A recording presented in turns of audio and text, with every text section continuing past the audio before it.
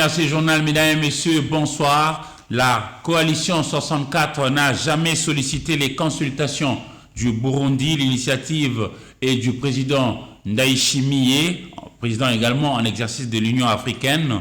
Vision donnée aujourd'hui jeudi 9 juillet 2026 lors d'un point de presse. Jean-Marc Akabound, Martin Fayulu Madidi, Délice Sanga et les autres leaders se sont expliqués pour éclairer la lanterne de la population. Regardez. La C64 a rappelé qu'on ne sauvera pas la République en traitant uniquement les conséquences de la crise tout en refusant d'en affronter les causes profondes. La guerre n'est pas la cause de la crise congolaise, estime l'opposition politique. Elle en est plutôt la conséquence la plus tragique. À cette situation, a souligné la C64, s'est ajouté le projet de changement de la Constitution engagé par les chefs de l'État alors que le pays est en guerre et qu'une partie est occupée. La coalition C64 dit être pleinement disponible pour un dialogue véritable, sincère et inclusif. Mais un dialogue crédible, pas tant que le président Félix Antoine Tshisekedi n'aura renoncé publiquement et définitivement à son projet de changement de la Constitution. Il ne saurait être question de suspendre les actions citoyennes ni d'engager un dialogue tant que M. Félix Tshisekedi n'aura pas renoncé publiquement et définitivement à son projet de changement de constitution qui divise la nation et menace le pays de balkanisation. La coalition de l'opposition exige également la libération des prisonniers politiques et la fin des poursuites judiciaires à caractère politique. Elle invite tous les Congolais à participer massivement à la grande marche pacifique du 22 juillet vers les palais de la nation. Et il faut dire qu'ensemble, ces leaders de l'opposition politique de la République démocratique du Congo excluent tout dialogue sans renoncement au préalable au changement de la loi fondamentale en vigueur depuis le 18 février 2006. Et il faut quand même dire que l'arène politique ici en République démocratique du Congo s'oriente de plus en plus vers l'idée d'un dialogue. À Bujumbura, la coalition 64 n'a juré que sur l'inclusivité de tous les acteurs politiques alors que l'union sacrée de la nation ne veut s'ouvrir aux acteurs non armés nationaux. Qu'en est-il exactement? Suivez avec Fofana Moukoubi. Les décors semblent déjà plantés, l'atmosphère politique, elle, plus que persuasive. Désormais inévitable, le dialogue congolais fait déjà l'objet d'un accord de principe. Cependant, sa mise en œuvre reste conditionnée par des préalables stricts et des lignes rouges fixées par les différentes parties. Le dialogue est une culture chez nous. Il faut discuter, parler quand ça ne va pas. Mais seulement ce que nous ne voudrions pas, c'est d'avoir un dialogue avec les agendas de Kagame. Le dialogue se fera avec les Congolais qui voient tous dans la même direction, qui voient tous les mêmes intérêts. Et avoir comme médiateur, entre guillemets, ou facilitateur, une personne qui fait les lits, bien sûr, du Rwanda. La crise qui traverse le Congo, c'est une crise multidimensionnelle. Nous avons déjà en première position une crise politique, parce qu'il vous souviendra que les élections de 2023 n'ont pas débouché aux résultats voulus par le peuple. Nous sommes plus que déterminés à faire partie de M. Tshisekedi parce que les actions sur le terrain, vous allez le voir bientôt, nous sommes en train de dire ici à M. Tshisekedi de respecter son serment. Parce qu'il ne peut pas aller au-delà, c'est-à-dire renier son serment. Un serment qui est solennel devant Dieu et devant la nation. L'opposition congolaise, bien que d'accord avec le principe d'un dialogue, pose des conditions sine qua non pour sa tenue effective, à l'instar du renoncement public et définitif, martelé au projet des changements constitutionnels portés par les pouvoirs en place, pendant que l'Union sacrée de la nation, elle, ne s'accroche qu'à l'exclusion de toute discussion sur la légitimité des institutions actuelles, à la limitation du format du dialogue aux acteurs nationaux, remettant en cause la question même de l'inclusion de certains anciens officiels en exil ou des groupes rebelles que pose l'opposition avec notamment Martin Fayulu. Seul l'avenir nous en dira un peu plus. Conflit armé dans le haut plateau de Fizi et dans le territoire de Mwenga. Nous sommes dans la province du Sud Kivu. Le haut commissaire des Nations Unies aux droits de l'homme exprime son regret et exhorte le parti en conflit à mettre fin à cette escalade de violence dans cette partie de la République démocratique du Congo. On découvre le tout avec Christian Banzo. Volker Turk est alarmé par l'ampleur considérable des abus dans l'Est de la République démocratique du Congo. Le haut-commissaire aux droits de l'homme a décrit des violations et atteintes aux droits humains d'une ampleur effroyable. Les conclusions préliminaires de la mission montrent une apparente absence totale de considération pour la protection des civils pendant et après les opérations militaires. Des témoins ont raconté que des personnes capturées par les M23 sont détenues dans des conditions inhumaines. Beaucoup d'entre elles ont été recrutées par force par les rebelles, a détaillé Volker Turk. Le groupe rebelle a également procédé à des exécutions sommaires et extrajudiciaires, des faits qui pourraient être qualifiés de crimes de guerre. Ces groupes rebelles utilisent la torture pour imposer de l'ordre, forcer des personnes à travailler ou réprimer toute opposition. Le haut-commissaire indique avoir reçu des informations sur l'usage de la violence sexuelle par toutes les parties au conflit.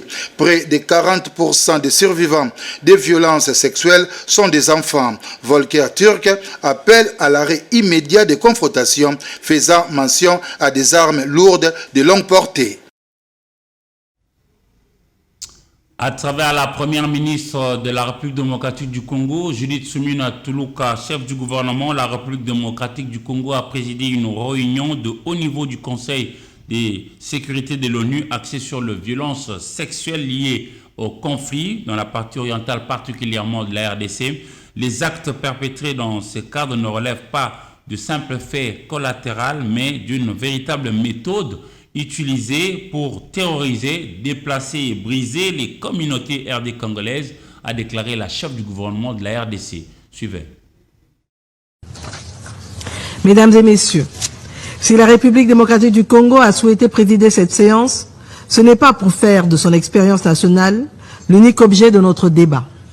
C'est parce que cette expérience douloureuse nous impose une responsabilité, celle de contribuer à une réflexion collective sur un crime qui dépasse les frontières, les régions et les situations inscrites à l'ordre du jour de ce Conseil. Dans l'Est de la République démocratique du Congo, comme dans d'autres régions du monde, ces violences sexuelles liées au conflit ne sont pas seulement une tragédie individuelle. Elles sont un langage de guerre. Elles visent à terroriser, humilier, déplacer, dominer, briser les familles et déstructurer les communautés. Là où le corps des femmes, des filles, mais aussi des hommes et des garçons devient un champ de bataille, la paix est déjà profondément compromise. Dans plusieurs conflits sur différents continents, ces violences accompagnent le contrôle d'un territoire, d'une route, d'un village, d'un site minier, d'un point de passage ou d'une population.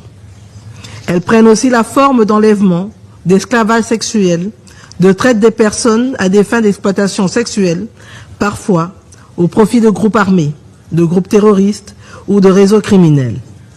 Elles ne sont pas toujours un effet collatéral de la guerre. Trop souvent, elles en sont une méthode. Le rapport que Mme Pramila Patten a présenté, ce rapport a confirmé une augmentation alarmante des cas vérifiés, fournissant ainsi la base factuelle et institutionnelle indispensable à nos échanges. En République démocratique du Congo, nous connaissons cette réalité avec une douleur particulière. Dans certaines zones affectées par les groupes armés et sous occupation par des forces étrangères dont le Rwanda, ces violences sont liées aux déplacements forcés, aux économies illicites et aux logiques de prédation qui alimentent la guerre. Mais notre expérience nationale nous conduit aujourd'hui à poser une question plus large. Comment prévenir les systèmes qui rendent ces crimes possibles?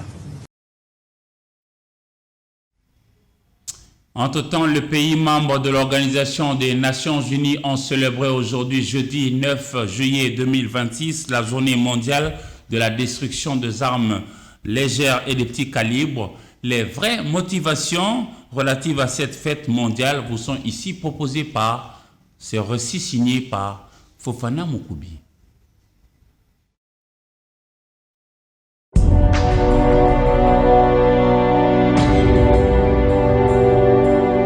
Selon les données publiées sur le site officiel de l'ONU, environ 1 milliard d'armes légères sont en circulation dans le monde, dont environ 85% détenues par des civils. Chaque année, près de 500 000 personnes meurent à cause des armes légères, que ce soit dans des conflits ou dans des actes de violence criminelle. C'est pour prévenir ce genre de bavures sociales que les Nations Unies ont lancé, à côté des organisations engagées dans la lutte contre la prolifération des armes légères, cette journée mondiale de la destruction des armes légères et des petits calibres. Même si son origine renvoie aux initiatives de désarmement menées depuis la fin du XXe siècle, actuellement ces visées s'étendent à sensibiliser les publics aux dangers que présentent ce type d'armes. Et cette question relative à la sensibilisation du monde sur ces armes a pris une importance croissante dans les discussions internationales, surtout à partir de l'adoption du programme d'action des Nations Unies sur les armes légères en 2001. Depuis, plusieurs campagnes de destruction d'armes ont été organisées dans divers pays, en particulier dans les zones post-conflit et les régions touchées par une forte criminalité. Ces armes, utilisées bien de fois dans les conflits armés, le crime organisé et la violence urbaine, sont avérés responsables de centaines de milliers de morts à travers le monde. L'un des cas qui l'explique mieux dans l'actualité locale est celui de la partie est de la République démocratique du Congo, où ces armes dénommées ALPC rendent encore intarissable ce fleuve du sang qu'elles ont déclenché. Cette journée intervient donc pour promouvoir la réduction de leur prolifération, mieux leur élimination dans un cadre plutôt légal et sécurisé, sans oublier les renforcements de la sécurité publique. Les armes légères récupérées par les autorités devront être détruites afin d'éviter qu'elles ne tombent entre de mauvaises mains. Le public doit comprendre leur impact sur la sécurité et le développement. Les États sont encouragés à renforcer les mesures de contrôle et de traçabilité des armes, à soutenir les programmes de désarmement, démobilisation et réintégration dans les pays en sortie des conflits et à promouvoir la coopération internationale pour lutter contre le trafic illicite d'armes. Déjà, 2 millions d'armes ont été détruites dans le cadre des programmes nationaux et internationaux. Cette journée s'inscrit ainsi dans une démarche plus large de désarmement et de prévention des conflits, contribuant ainsi à la paix et à la sécurité internationale. La célébration de cette journée n'a malheureusement pas de thème mondial officiel spécifique défini chaque année par les Nations Unies. Elle souffle plutôt la paix.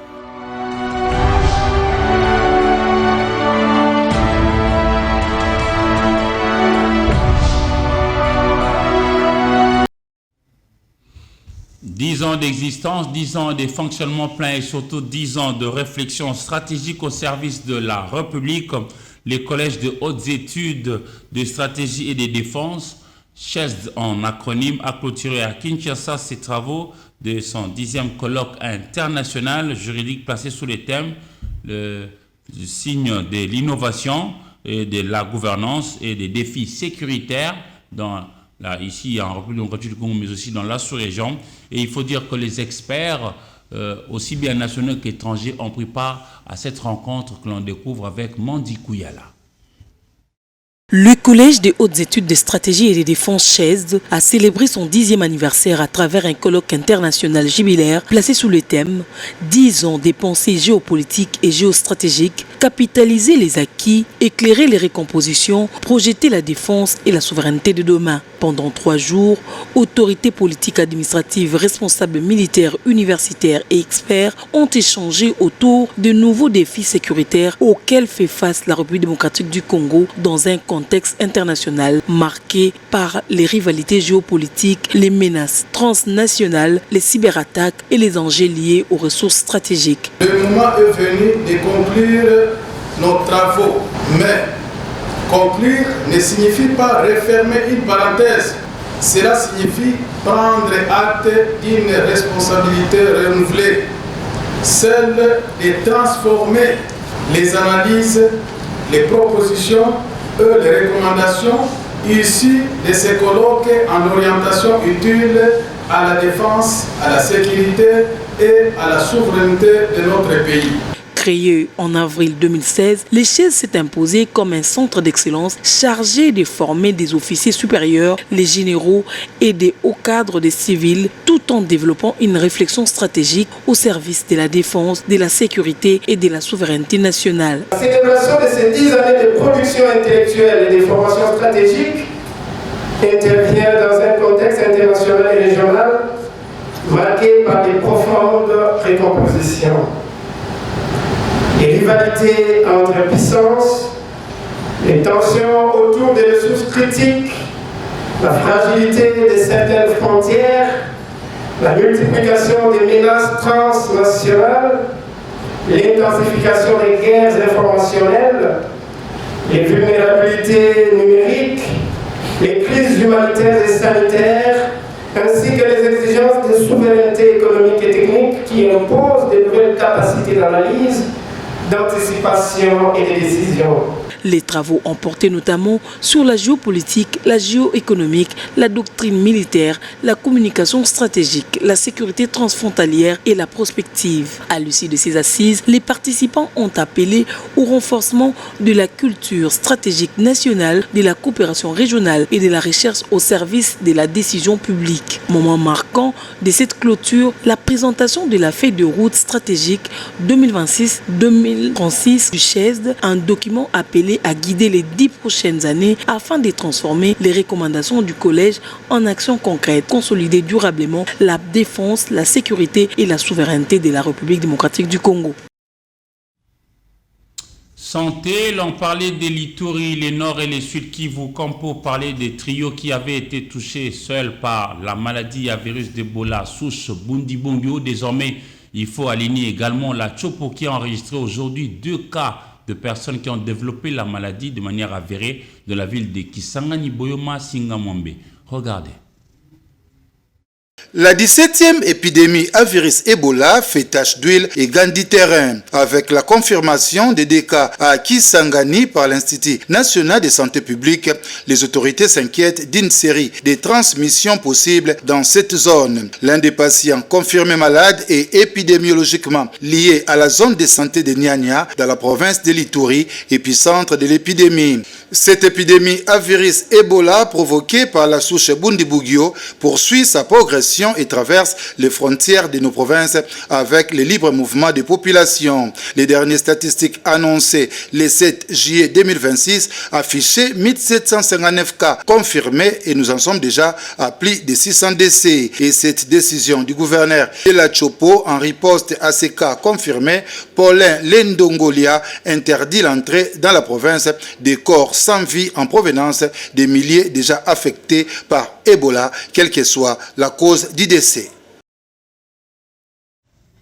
Depuis le début de cette épidémie intervenue le 15 mai 2026, il faut dire que jusqu'ici, plus de 250 personnes ont recouvré la santé positivement, mais il faut préalablement arriver tôt aux soins pour que l'on vous prenne en charge, et notamment dans l'Ituri, le Nord Kivu et le Sud Kivu, et particulièrement pour l'Ituri. Déjà, on a enregistré plusieurs cas, des gens qui commencent à se révéler et vont aux soins pour recouvrer la santé. Il faut dire qu'entre-temps, les parents sont encouragés à vacciner leurs enfants, à faire respecter les calendriers vaccinaux, gage du renforcement de leur système immunitaire pour lutter mieux contre les maladies. C'était lors d'une réunion de 3 jours axée sur la revue à mi-parcours 2026 du programme élargi des vaccinations, démarré mercredi à Kinshasa, capitale de la RDC. Propos recueillis par Polydor Ngajami et Fofana Moukoubi.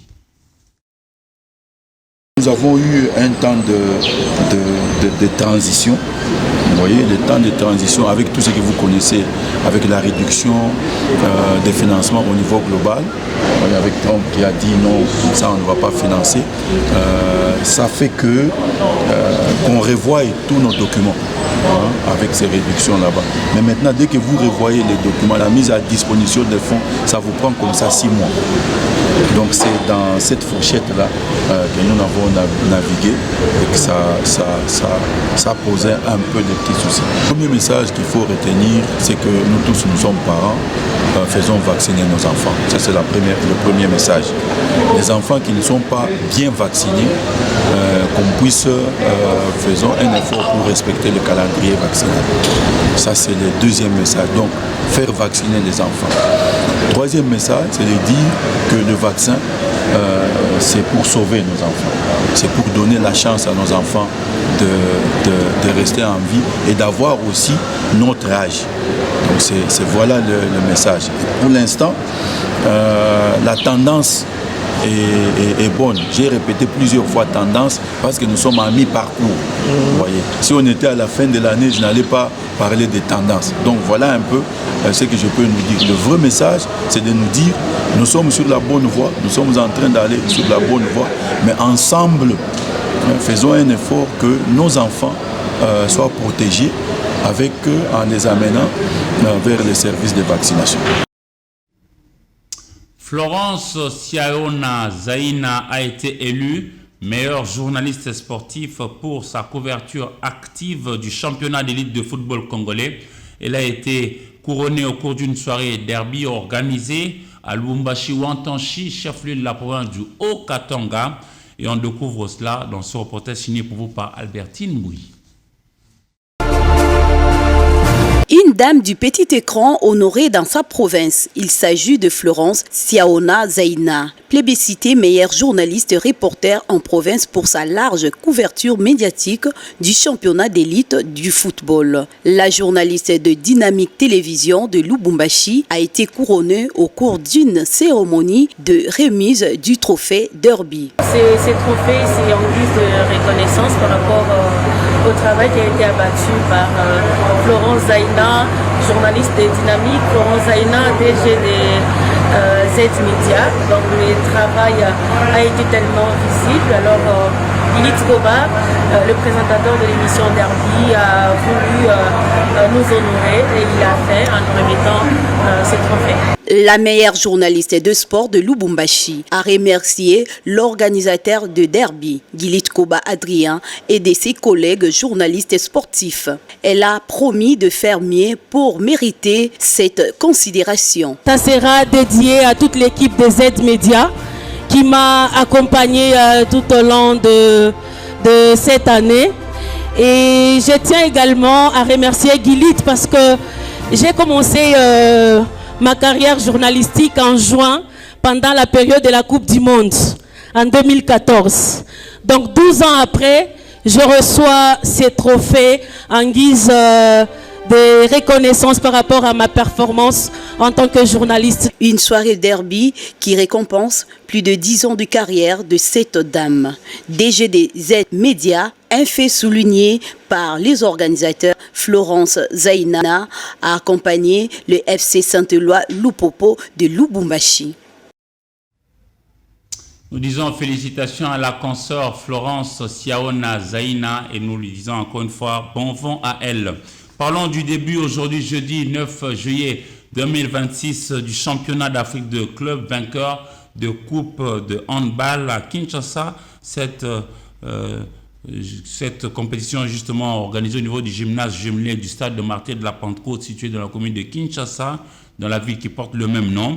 Et il faut dire que cette compétition qu'organise la Fédération congolaise de handball de la République démocratique du Congo est la toute première de l'histoire et elle regroupe 16 clubs au total, soit 8 chez les dames et 8 également chez le messieurs. On va terminer pour dire qu'il avait signé son grand retour sur la scène européenne avec l'ING Arena l'année dernière, 2025, donc concert qu'il avait réussi avec brio. Kofi Olomide, le Rambo, mais aussi le roi de la rumba sera encore une fois sur Bruxelles le 12 juillet 2026, mais cette fois-ci au stade Roi Baudouin, à 70 ans ou à 70 ans selon le Belge. Il pense encore affronter cet espace de 65 000 places. Et sur place, justement, à Bruxelles, les Congolais, Africains et autres peuples se procurent déjà leur billet pour ce rendez-vous prévu pour le 12 juillet. Découvrons-le avec Christian Banzo. Kofi Olomide joue au kit double ce dimanche au stade Roi Baudouin de Bruxelles. L'homme idée ne le dit pas, mais c'est un pari risqué. Le Quadra adore pourtant le défi, c'est l'homme du bilan.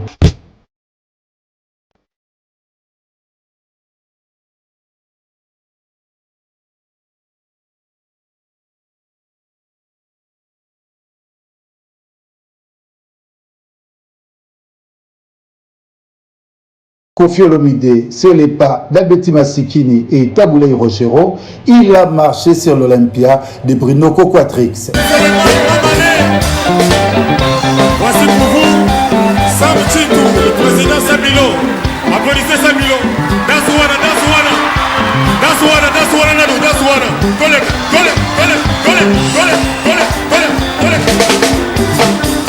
Le maître de double des mers a aussi marché sur la salle Zénith de Paris, un spectacle inoubliable.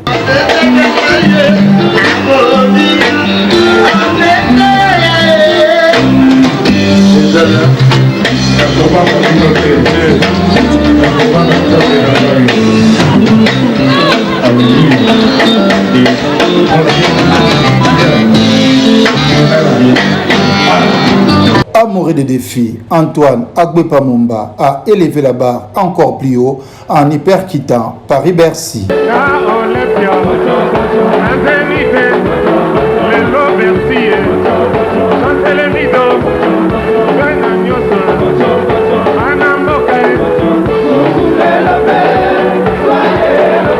À chaque défi, Kofi Olomide s'est présenté avec une équipe quartier latin des rêves, de la team Suzuki Babia au spectaculaire Fali et Bourrompela, en passant par les très spéciales R9 Savané de Picho, le roi du Tchatcho, affronte les stades Roi Baudouin de Bruxelles avec son cœur, la queen du Tchatcho.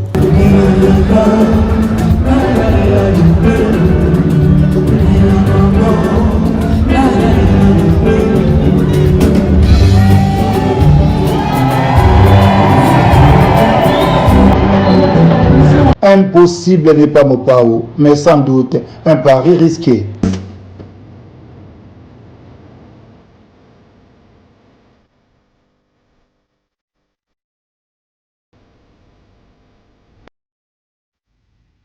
Nous disons bonne chance à ce géant de la rumba qui visiblement va encore une fois faire flotter positivement le drapeau national au niveau du stade Roi Baudouin sur Bruxelles, capitale du Royaume de Belgique. Mesdames et messieurs, c'en est terminé pour cette grande édition du journal. Nous vous disons au revoir.